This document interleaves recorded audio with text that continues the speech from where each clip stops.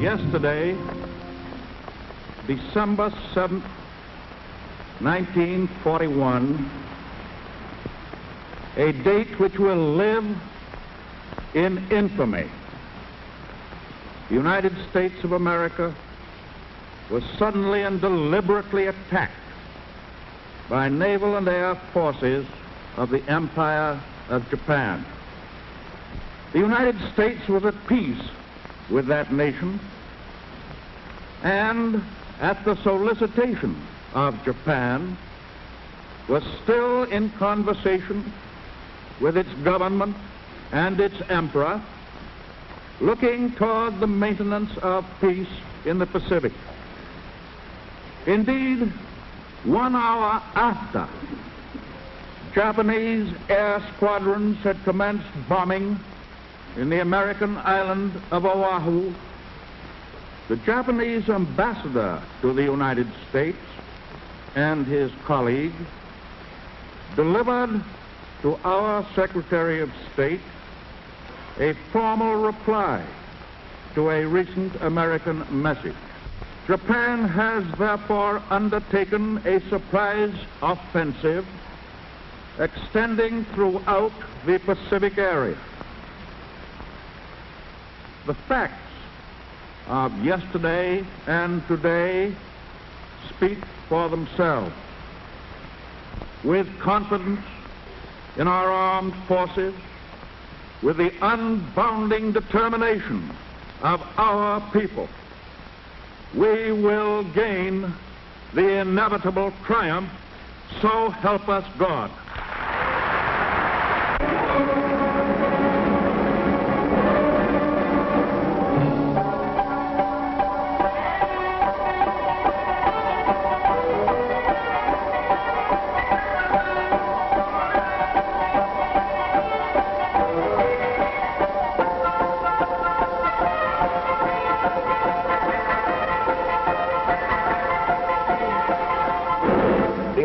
Embargo is far too great a security to American peace to permit its surrender without a last-ditch fight.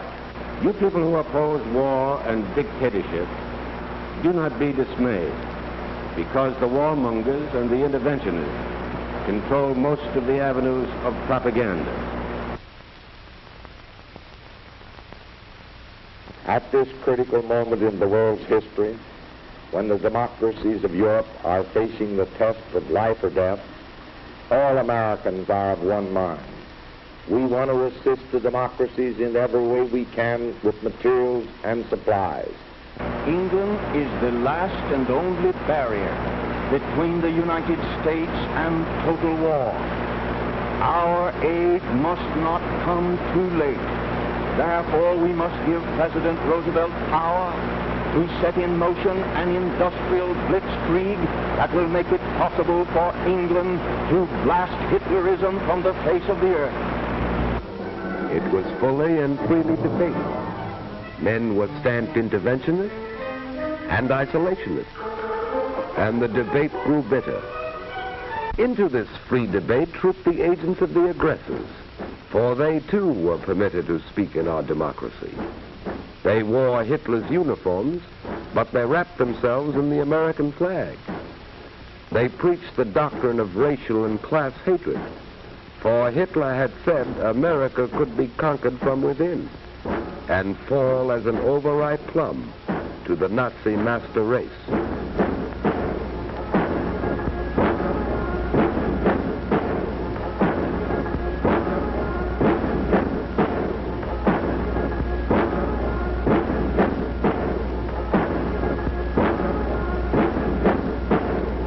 Jewish Moscow directed domination. We let them speak. When occasionally a lone outraged dissenter wanted to air his opposition, we provided police to preserve order. This was Madison Square Garden in New York City, and not Berlin nor Nuremberg. Later, the speaker was arrested. It was because he had filched money from his deluded followers, and he was sent to Sing Sing to brood upon the strange ways of democracy. America was at war. It had been at war, although few Americans realized it, for more than 10 years. Ever since September 18, 1931, when Japan clawed Manchuria out of the body of China. While Hitler was still brawling in the streets of Munich, Japan had already begun weaving the pattern of aggression.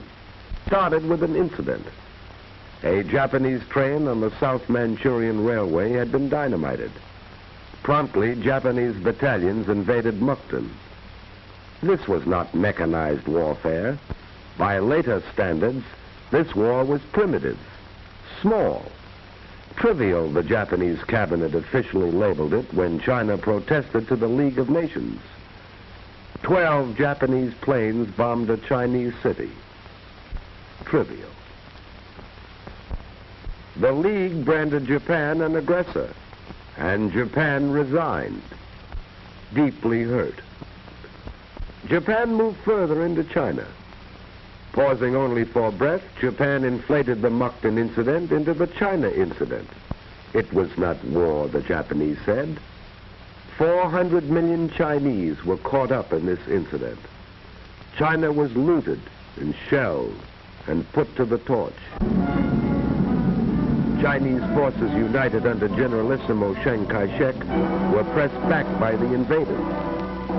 China moved her armies and her meager war industries far into the interior. The Chinese fought on not so much with weapons as with space and time. And the warriors of Japan, still breathing the spirit of the samurai in an era of machines, adopted Western methods of warfare as they had adopted Western clothes and architecture and music. And the Japanese warriors dreamt of the conquest of Asia and then of the world. And their emperor invoked the blessings of the divine upon this dream.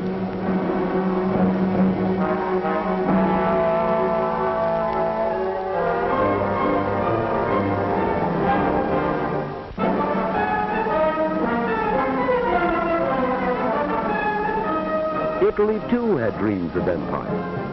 So Italy too created an incident in Ethiopia. Having achieved unity within by virtue of the club, castor oil, and the concentration camp, Mussolini was ready. 2 years after it had begun, the war was over. Italy had joined Japan in the partnership of aggression.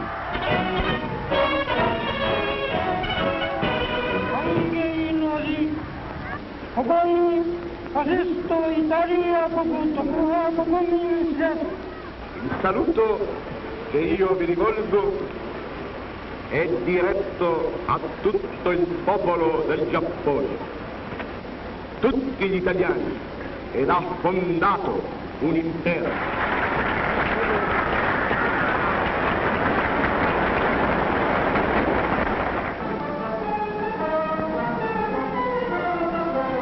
On March 13, 1938, Hitler marched into Austria. The trinity of aggression was complete. 4 years Hitler had planned and plotted.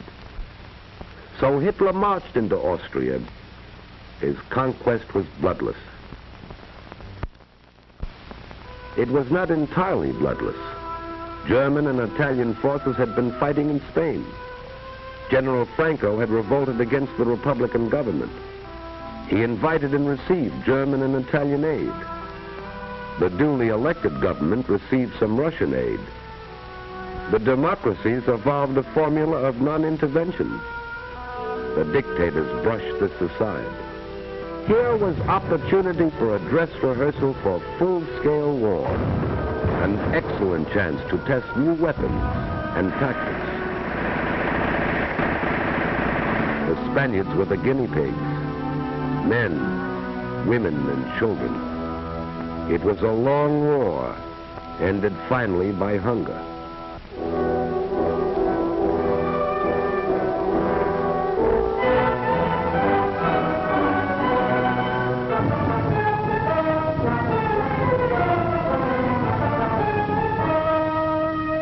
Hitler was not content with Austria. At Munich, he had said his theory of race and blood demanded the incorporation of all German-speaking peoples into the Reich.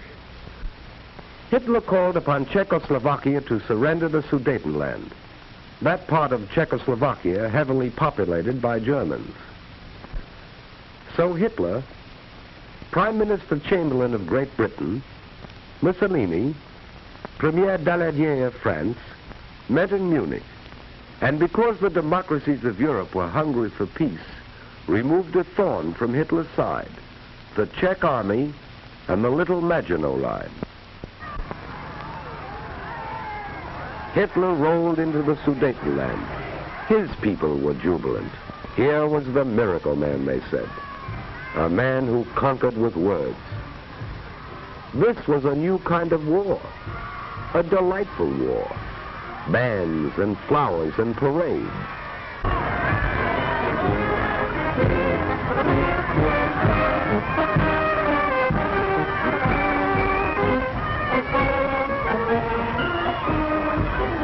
Hitler told his people he was content. He wanted no more territory. He guaranteed the integrity of the mutilated Czechoslovak Republic. Thereupon he paused to rest, and then marched into Prague. The Republic was destroyed. The democracies had lost a valuable ally. On April 14, 1939, President Roosevelt appealed to Hitler and Mussolini for a 10-year guarantee of peace, and Hitler mocked as he called the roll of his future victims. Litauen, Estland, Norwegen, Schweden, Dänemark, Niederlande, Belgien, Großbritannien, Irland, Frankreich, Portugal, Spanien, die Schweiz, Liechtenstein, Luxemburg, Polen, Ungarn, Rumänien, Jugoslawien. The Reichstag roared. Hitler had signed a treaty of friendship with Poland. He had given Poland a slice of Czech territory, and now it was Poland's turn to ascend the sacrificial altar. Hitler didn't declare war. On September 1st, 1939, he struck without warning, which is the way of the aggressor. You will soon see Hitler's own photographic record of the Blitz in Poland. The formula is simple enough. First, choose your victim, an army still living in the past. Few planes, fewer tanks, outmoded guns and outmoded tactics. Choose an army relying upon courage rather than machines.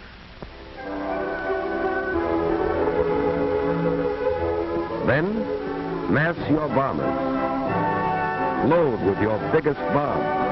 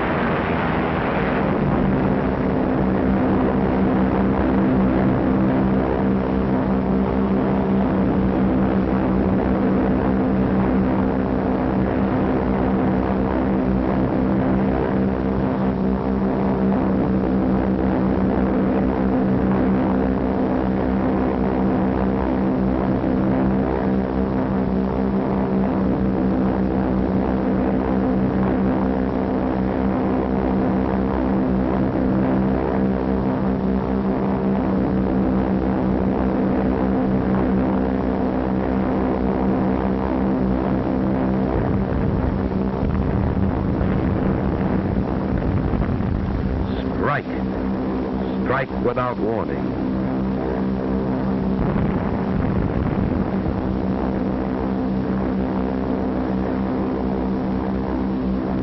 Destroy his inadequate air force on the ground. Blast those who escape out of the air.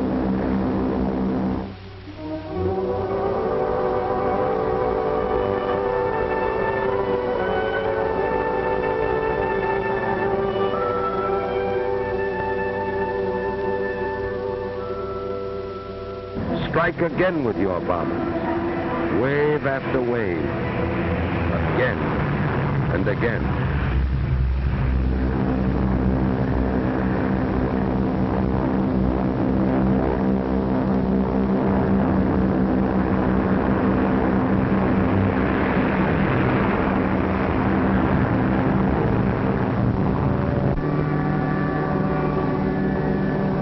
Strike at the railroad, for then the victim cannot mobilize. It cannot move men and supplies. Its armies are isolated.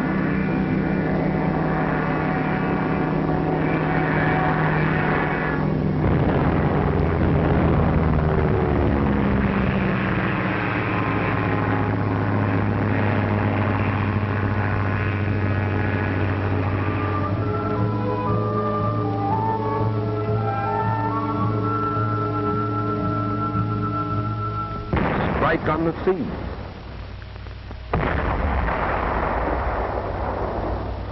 Strike on land, with tanks against horses, giant guns against sabers and rifles. Choose your time carefully, making sure the weather favors your machine. Strike at a city, so that civilians will take to the roads, hampering the army, so that women and children will be killed in the streets or in hastily contrived shelters.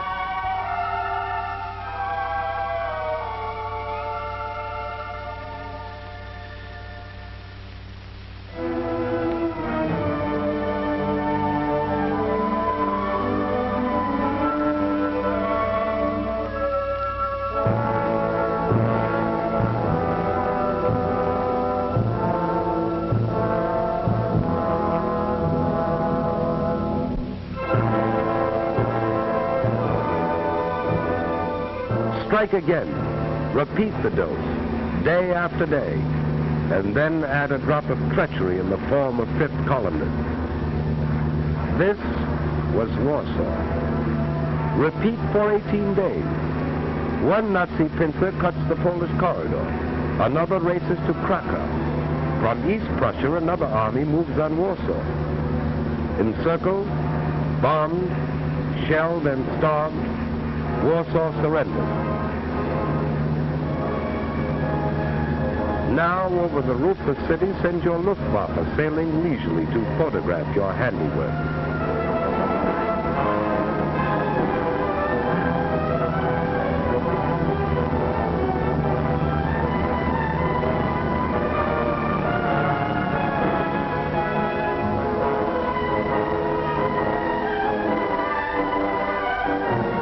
And on the ground, let the master race assemble the first of its slave populations, a stunned and shocked and hungry people whose sufferings do not end with the armistice, nor their resistance.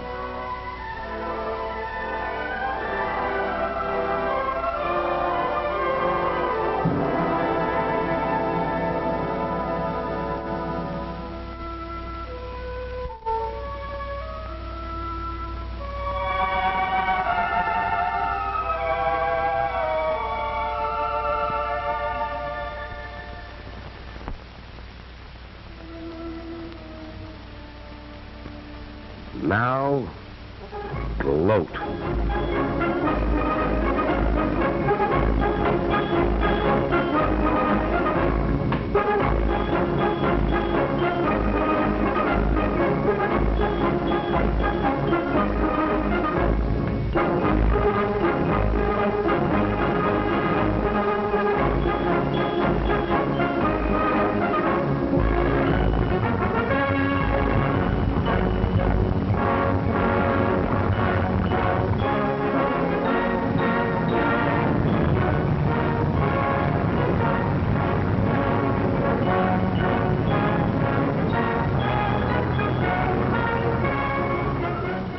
France was waiting behind its Maginot Line, that vast underground fortress deemed impregnable by its military experts.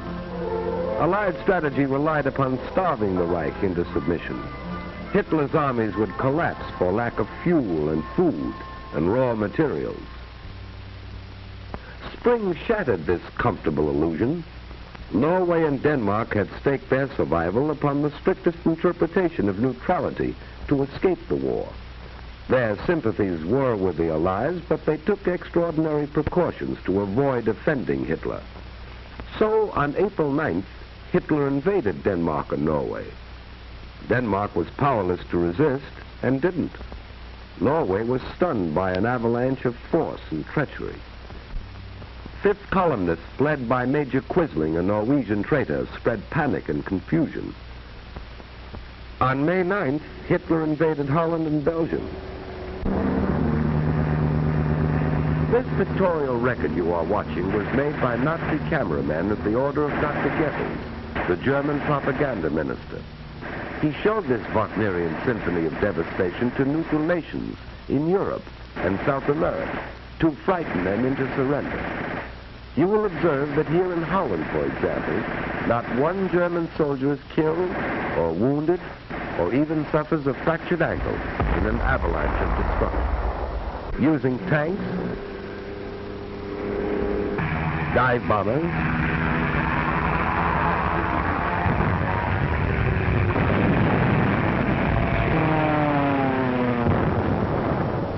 big guns, the Nazi machine broke the back of Dutch resistance in 4 days.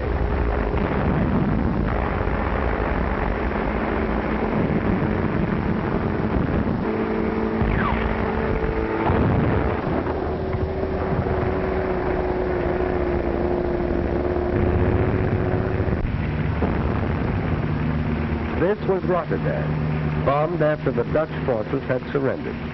The Nazis said there had been a mistake. The news had not reached the Luftwaffe in time.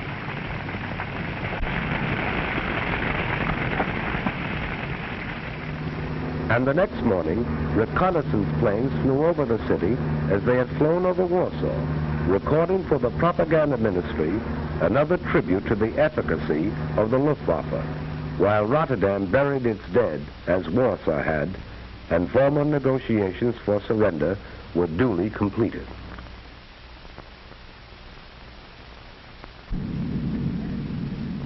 It took 18 days more to engulf the Belgians and drive the Anglo-French army into the sea.